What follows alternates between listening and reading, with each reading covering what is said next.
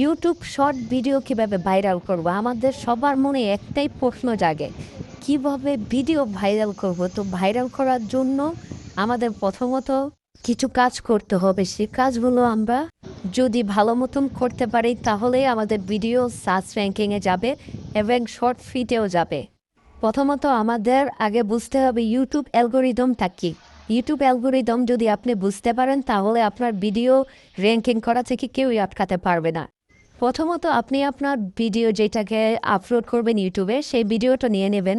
নিয়ে নেওয়ার পরে দেন সেটাকে সুন্দরভাবে আপলোড করার ক্ষেত্রে প্রথমত আপনার দরকার হবে যে একটি আকর্ষণীয় এবং সুন্দর টাইটেল।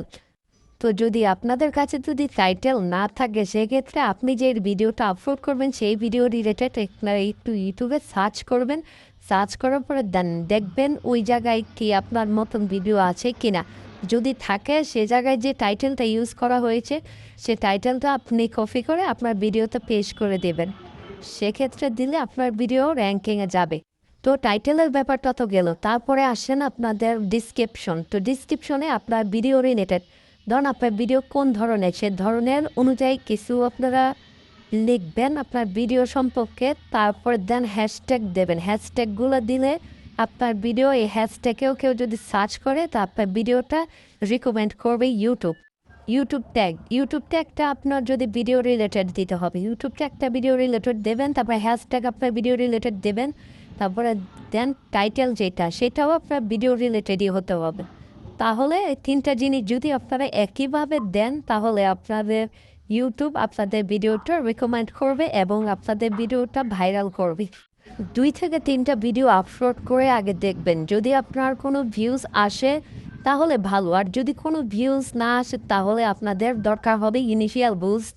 তো ইনিশিয়াল বুস্টটা আপনারা কীভাবে করবেন? তো প্রথমত যদি আপনার 2টা ফোন থাকে, 2টা ফোনে 5টা করে 10টা জিমেল ক্রিয়েট করে নেবেন।